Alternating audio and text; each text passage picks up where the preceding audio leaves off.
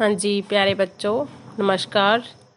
New Malwa senior secondary school Mallan की online class में आपका फिर से स्वागत है।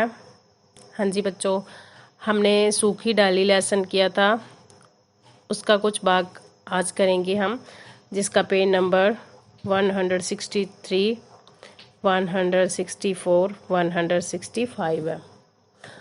हाँ जी, दादाजी इंदू से कहते हैं, तुझे छोटी बहू की हंसी उड़ाने, उससे लड़ने झगड़ने के बदले उसका आदर करना चाहिए, उससे ज्ञान अर्जन करना चाहिए।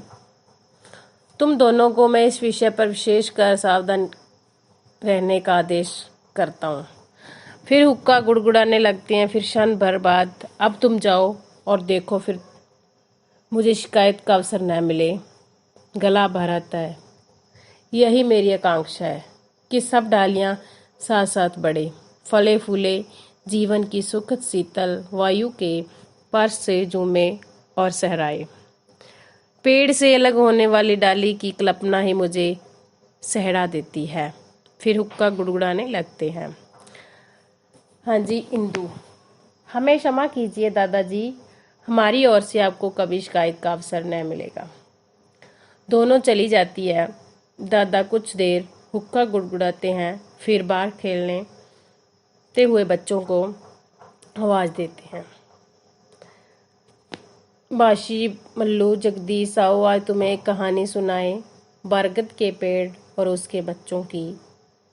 बाशी दरवाजे से झांककर, हम सुन चुके हैं, हम नहीं आते, हर बार वही कहानी। मल्लू, चांद राजा तारा राजा की सुनाओ तो आए, हर बार वही कहानी। एक था बरगद का पेड़। हंसते हुए अदृश्य हो जाते हैं।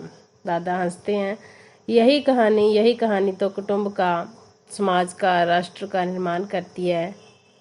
यही तो जीवन की सदृढ़, विशाल और महान बनाती है। हुक्का गुड़गुड़ाने लगते हैं। पर्दा गिरता है। तीसरा दृश्य, वही बरामदा, दोनों तख्त पूर्ववत खिड़कियों के बराबर रखे हुए हैं और चारपाई वैसे ही दीवार के साथ लगी खड़ी है। हाँ, कुर्सी मध्यम में आ गई है। लगता है कि इस पर छोटी बहू बेला बड़ी धूप ले रही थी।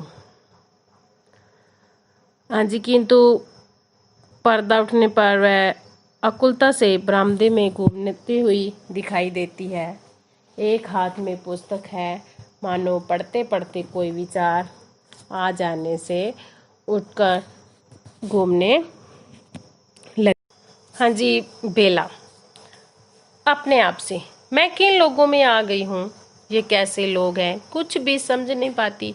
आज कुछ और, कल कुछ और, पल में तोला, पल में मासा, इसका कुछ भी पता नहीं चलता। फिर सोचती हुई धीरे धीरे घूमती है। हाँ जी, गर्म होते हैं तो आग बन जाते हैं, और नर्म होते हैं तो मोम से भी कोमल दिखाई देते हैं। आज जिस बात को बुरा कहते हैं, कल उसी की प्रशंसा करते हैं। मैं तो तंग आ गई हूँ इन लोगों से। जाकर फिर कुर्सी पर बैठ जाती है और पुस्तक खोल लेती है। अंदर गैलरी में उसकी साथ छोटी भाभी आती है। छोटी भाभी, तुम ठीक कहती थी बेटी, इस रद्दी सामान से बैठ कर नहीं, कबाड़ी का गोदाम दिखाई देता है। सोचती थी कि यह सामान इतने दिनों से इस कमरे में पड़ा है, कुछ ऐसा बुरा भी नहीं, और पर इतनी देर से सब बैठते आ रहे हैं, कहीं दादाजी बुरा न माने। पर अच्छा किया तुमने जो वह सब उठा दिया। मैंने प्रेस से कह दिया है, तुम उसके साथ जाकर उस अपनी रुचि का सामान खरीद लाओ।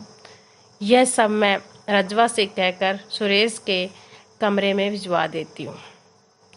कई बार निगोड़ी इन्हीं कुर्सियों के लिए मुझसे रूठ चुका है। बेला, आप बैठिए माँ जी।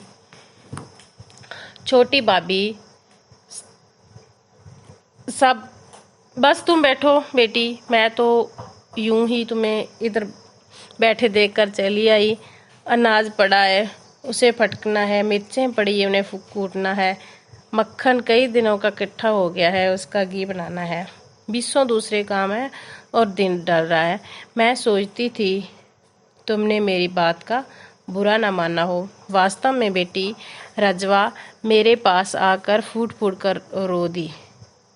नौकरानी समझकर विश्वसनीय और आज्ञाकारी है, किंतु जो काम उसने कभी किया ना हो वह उसे किस प्रकार हो सकता है। मैं लौटती हुई, आप बैठिए तो। छोटी भाभी उसके कंधे पर हाथ रखकर उसे बिठाते हुए, बैठो बैठो बेटा, का स्नेह करो। मैं तुम्हारा अधिक समय न स्नेह करूँगी। मैं तो केवल तुमसे उसकी सिफारिश करने आई थी। भावुक स्त्री है, जल्दी ही बात का बुरा मान जाती है।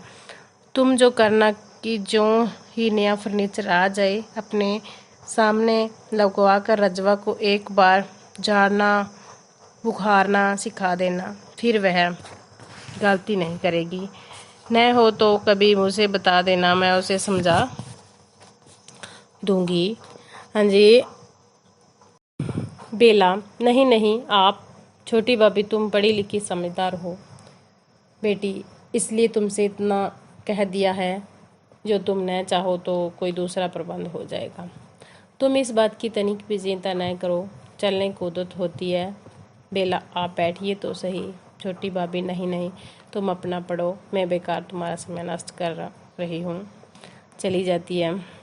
बेला पुस्तक बंद करके लंबी सांस लेती हुई जैसे अपने आप से, इन लोगों की कुछ भी तो समझ में नहीं आती। ये माँ जी एकदम कैसे बदल गई। अभी परसों मुझे इसी रजवा के लिए डांट रही थी, इनका कुछ भी तो पता नहीं चलता। फिर पढ़ने लगती है। बड़ी बहू और मंजली भाभी बाहर के दरवाजे से प्रवेश करती है। मंजली भाभी, क्यों बेटी, अब वो रजवा कुछ काम सीख गई है या नहीं? बुढ़िया है तो सियानी। बड़ी बहू, अपने इंदु से ठीक ही कहा था, हमें वास्तव में काम की परख नहीं। बेला, आइए इधर बैठिए, चारपाई सरका लीजिए। मंजली भाभी, वैसे ही खड़े खड़े मैंने एक अनुभवी नौकरानी खोज लाने के लिए कह दिया है, जो नए फैशन के बड़े घरों में काम कर चुकी है। वास्तव में बहू, दादाजी पुराने नौकरों के हक में है। पुराने नौकर ध्यानांतर होते हैं और विश्वसनीय होते हैं। हमारे पास पीढ़ी दर पीढ़ी काम करते आ रहे हैं। इस रजवा की सांस भी यही काम करती थी, अब रजवा की बहू भी यही काम करती है। बड़ी बहू, मैं कहती हूँ बहन जी, आप रजवा की बहू को ही अपने पास क्यों नहीं रख लेती? उसकी उम्र भी कम है और काम भी वह जल्दी सीख जाएगी। बेला, नहीं, नए नौकरों की आवश्यकता नहीं, रजवा काम सीख जाएगी। पर आप खड़ी क्यों हो?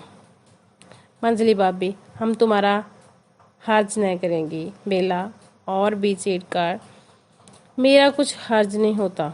बड़ी बहू, हम आपसे छोटी हैं, वर्ग में भी और बुद्धि में भी। बेला रुआसी आवाज में, आप मुझे क्यों कांटों में घसीटती हैं?